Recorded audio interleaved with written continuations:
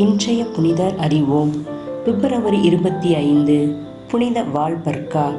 தீராத நோய்களை தீர்க்கும் மருத்துவ குணமிக்க எண்ணெயை ஆண்டுதோறும் அக்டோபர் 12 முதல் பிப்ரவரி 25 வரை ஏறக்குறைய 5 மாதங்கள் ஒவ்வொரு ஆண்டும் புதுமையாக வடிய வைக்கும் கல்லறைக்கு சொந்தக்காரிதான் வால்பர்கா. இவர் இங்கிலாந்து நாட்டில் டெவன்ஷியர் பகுதியில் 710ஆம் ஆண்டு புனித ரிச்சர்ட், புனித வின்னா என்ற தம்பதியருக்கு மகளாக பிறந்தவர்.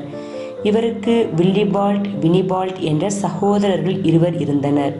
வால்பர்காவிற்கு 11 வயது நடந்து கொண்டிருந்த போது அவருக்கு இருந்த ஆர்வத்தையும் திறமையையும் பார்த்துவிட்டு அவருடைய சகோதரர்கள் அவரை விம்பாரன் என்ற இடத்தில் இருந்த துருவமடத்தில் சேர்த்தார்கள். அங்கே வால்பர்கா 26 ஆண்டுகள் தங்கியிருந்து ஞானத்திலும் அறிவிலும் இறையன்பிலும் தன்னையே வளர்த்து கொண்டார். இந்த நேரத்தில்தான் தூய போனிபஸ் இத்தாலிக்கு வந்து பணி செய்ய ஆர்வமுள்ள அருட்சகோதரிகளை அனுப்பி வைக்குமாறு வால்பர்கா இருந்த துருவமட தலைமை அருட்சகோதரியிடம் கேட்டார். போனிபாஸின் அழைப்பின் பேரில் வால்பர்கா அவரோடு ஒரு சில அருட்சகோதரிகளும் இங்கிலாந்திலிருந்து இத்தாலிக்கு சென்று இறைப்பணி செய்ய புறப்பட்டார்கள். அவர்கள் இத்தாலிக்கு செல்ல தேர்ந்து கொண்டதோ பாய்மரக் கப்பல். அவர்கள் சென்ற நேரம் கடலில் சரியாக காற்று வீசவில்லை. எனவே கப்பலானது எங்கும் செல்ல முடியாமல் நடுக்கடலில் தத்தளித்துக் கொண்டிருந்தது. இந்த நேரத்தில் வால்பர்கா முழந்தாள் படியிட்டு இறைவனிடம் வேண்டத் தொடங்கினார். அவர் வேண்டிய சில மணித்துளிகளிலேயே கடலில் காற்று வேகமாக வீசியது. அது பாய்மரக் கப்பல் வேகமாக செல்வதற்கு ஏதுவாக இருந்தது. அதனால் ஒரு சில நாட்களிலே கப்பல் இத்தாலியை அடைந்தது. எல்லாரும் கப்பலை விட்டு இறங்கியதும் கப்பலை ஓட்டி வந்த மாலுமி வால்பர்காவிடம் வந்து, அம்மா, நீ சாதாரண பெண்மணி இல்லை, இறைவனால் ஆசீர்வதிக்கப்பட்டவள். உண்மையில் உன்னுடைய ஜெபத்தினால் தான் எல்லாரும் கரையை பாதுகாப்பாக அடைந்திருக்கிறோம் என்று சொல்லி வணங்கி நின்றார். வால்பர்கா உண்மையில் இறைவனால் ஆசீர்வதிக்கப்பட்டவள் என்பதற்கு இந்த நிகழ்வு ஒரு சான்றாக இருக்கின்றது. சில மாதங்கள் கழித்து வால்பர்கா தங்கியிருந்த துருவமடத்திற்கு லியோபா தலைமை அருட்சகோதரியாக மாறினார். அவருக்கு பிறகு வால்பர்கா அந்த பொறுப்பினை ஏற்றுக்கொண்டார். வால்பர்கா தலைமை அருட்சகோதரியாக உயர்ந்த பிறகு பல்வேறு பணிகளை சிறப்புடன் செய்து வந்தார். ஆன்மீக பணிகளை செய்ததோடு மட்டுமல்லாமல் சமூக பணிகளையும் அவர் பாங்குடனே செய்து வந்தார். இதற்கிடையில் வால்பர்காவின் சகோதரர் வில்லிபார்ட் இறந்து போனார். அவருடைய உடலை வால்பர்கா தான் இருந்த துருவமடத்திற்கு அருகிலேயே அடக்கம் செய்தார்.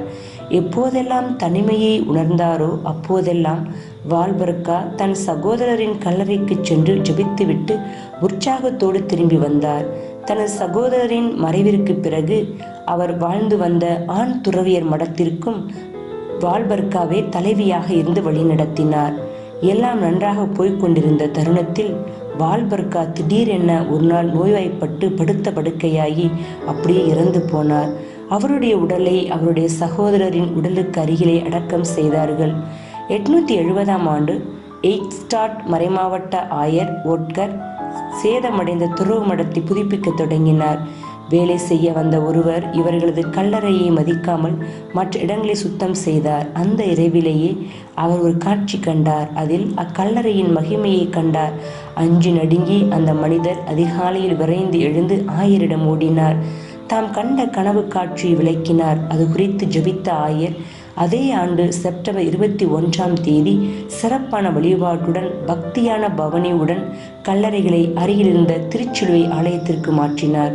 இன்று அந்த ஆலயம் புனித வால்பர்கா பெயரிலேயே அழைக்கப்படுகிறது. வால்பர்காவிற்கு திருத்தந்தை 2ஆம் அட்ரியன் 870ஆம் ஆண்டு புனிதர் பட்டம் வழங்கினார். வால்பர்காவின் கல்லறைக்கு இன்றும் நிறைய பேர் வந்து போகிறார்கள். காரணம், அவருடைய கல்லறையிலிருந்து வழிந்தோடும் மருத்துவ குணங்கள் கொண்ட எண்ணெயை பூசினால் தீராத நோய்கள் எல்லாம் தீரும் என்ற நம்பிக்கையே. புனிதையிடமிருந்து கற்போம். நமக்கு அளிக்கப்படும் பொறுப்புகளை கடமை உணர்வோடு ஏற்று செயல்படுவோம்.